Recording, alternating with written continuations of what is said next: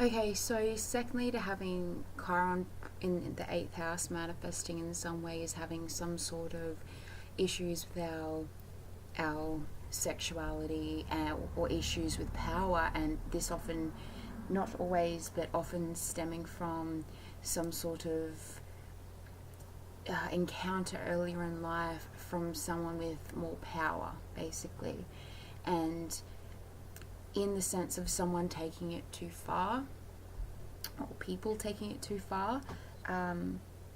That can be something that isn't necessarily in the family, but someone that had more control than you at a given time. And in the sense of not having necessarily that part of us taken away, the other potential manifestation is having a power figure, be it a perceived controlling parent, or someone which in some way invaded our psychological space. So our privacy, our psychological inner world that is meant to be in some way separate from others in order to process things on a deeper level. And if this thing was invaded through having there being no privacy, or just having that force trigger, like prime this almost this overbearing kind of energy in our lives, it can make us feel like the part of us that is allowed to process and experience more deeper states of being, it's not a comfortable thing, because when we go there we have the reminder of something more powerful might come out, sort of like the not being scared of the dark, so to speak, but having that fear that something will pop up when we go into deeper exploration of some deeper drives and emotions in our, including our sexuality.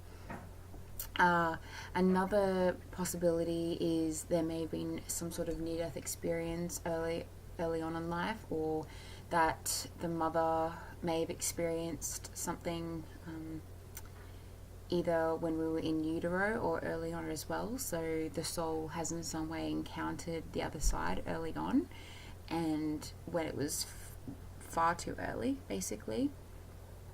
And so despite the source or the root cause of how we experience Chiron in the eighth house, I think the most important things to really be looking at is how they can manifest, and to notice they all share this common thread. And one of them is how we experience our sex and sexuality, whether there's some sort of wounding around this, or some sort of it can be a trigger for more deeper wounds, and something that can trigger quite irrational fears and anxieties, and even provoke some sort of more pronounced jealousy and envy issues once we have a sexual partner. So not really wanting to share in any way, and not being able to really look at why. Experiencing power struggles in relationships is something that can be quite prominent, and these things in relationships often involve more like being drawn to some sort of highly consuming and passionate kind of a relationship. So whether it's this strong kind of this power struggle, so to speak, or not even a struggle, but where there is definitely, it's not like things are just light and breezy in the emotional sphere when we have relationships. Like we really want to feel some more deeper primal emotions, and usually we don't actually know how to, at least initially, we don't know how to manage or handle this. We don't even know where they come from or what they are. And sometimes we might not even be aware of our reactions, and we can see that it's more the other is the one that's triggering all these issues within us, or it's the other that has something going on. So it might be feeling like a paranoia around someone that is going to trigger these things, like what's their real deal and why are they doing this.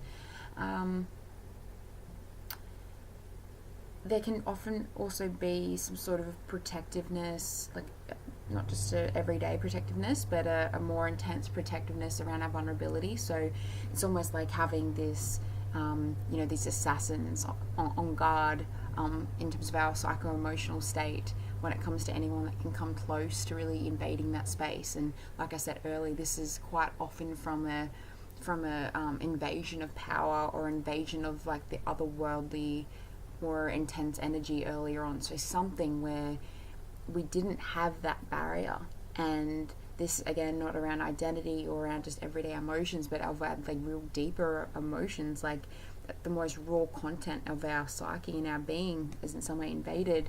And this is not always just a once-off kind of a scenario. This can be like a repetitive experiencing of this kind of dynamic, which makes it hard to trust.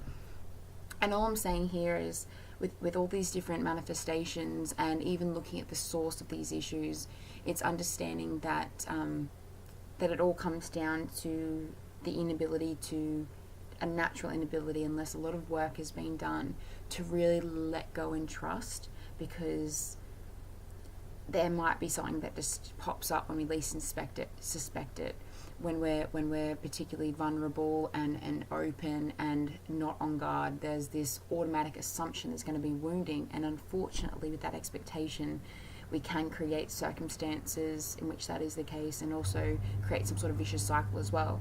So lastly, I think it's really important that to take note that there's, on the flip side of this, there's also a fear around asserting our own will and power, and even taking control of this part of ourselves.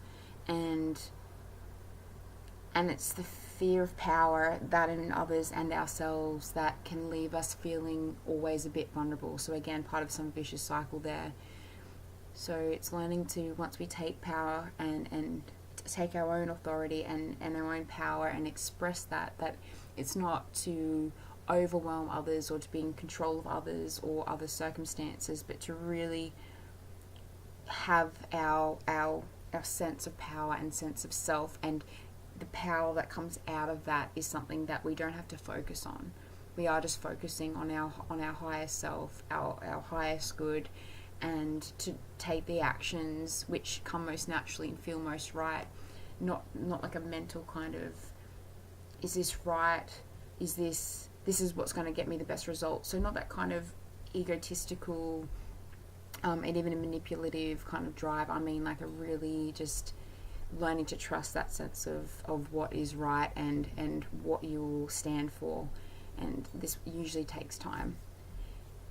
So yeah, so healing will come after healing these really deep and instinctual parts of the self. So understanding power on some level is necessary. Again, not power over others or even power sexually or whatever power, the form it can come in, but just a real deep understanding of that primal force. And that's probably all I need to say about the other the things I might have missed in the first video. So yeah, just ask me any questions, and I can even do my best to help suggest ways to integrate this energy in a more constructive way. So yes, have a good day.